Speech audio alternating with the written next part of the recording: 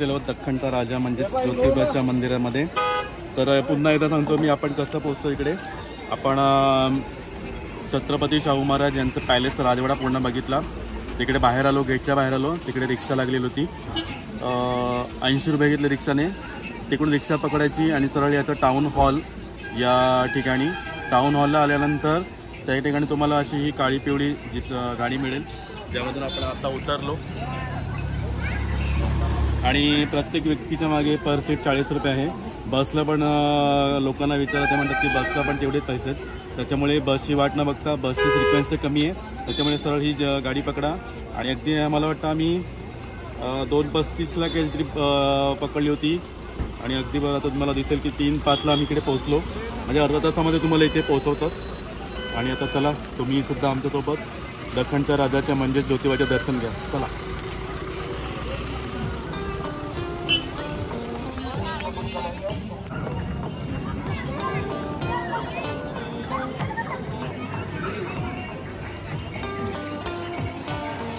किती पायऱ्या आहे? 125 पायऱ्या आहेत असं ते म्हणाले होते।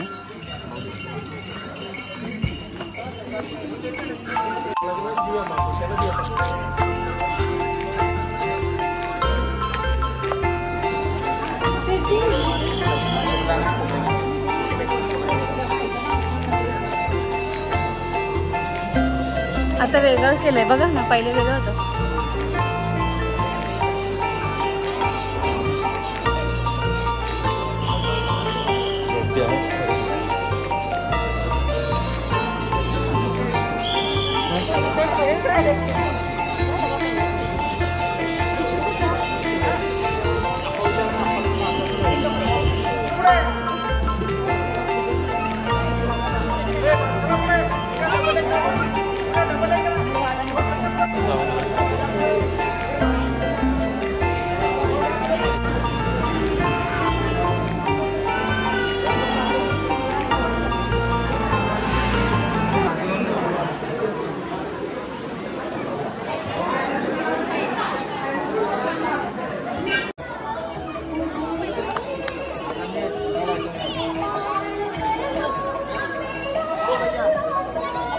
तर आपलं दख्खनचा राजा ज्योतिबाचं सुद्धा आता दर्शन झालेलं आहे।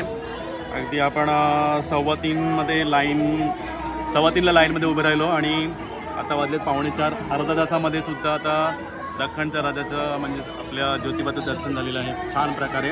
आणि मंदिराच्या परिसरामध्ये उभं राहिल्यानंतर इतकं शांत एक प्रकारचा वेगळा उत्साह आल्यासारखं वाटतं, छान वाटतं, खरोखर छान वाटतंय।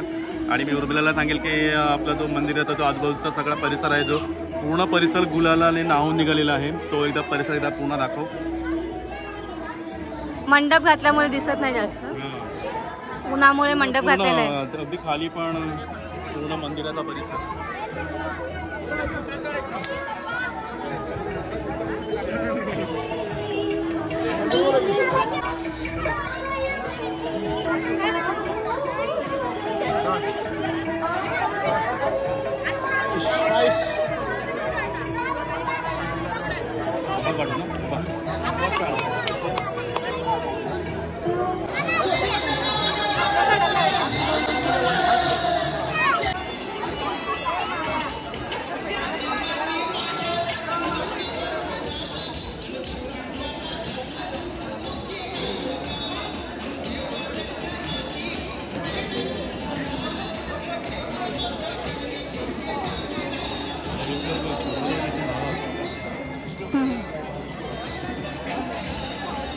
इथे बहुतेक लग्न झालेले जोडपे लग्न झाल्यानंतर देवाला पाया पडण्याची सुद्धा एक प्रथा आहे। बरेचसे हे लोक बघा हे त्यानंतर तिकडे आणि आता त्या ठिकाणी पण चाललेले आहेत एक माळ। आणि आम्ही लाईनमध्ये उभे होतो त्याकडे पण एक बरेच 7-8 जोडपे होते, इथे पण आहे पाया पडण्याची प्रथा आहे। आपण या भावाला आता विश करूया। एक मिनिट अभिनंदन, कॉंग्रॅच्युलेशन।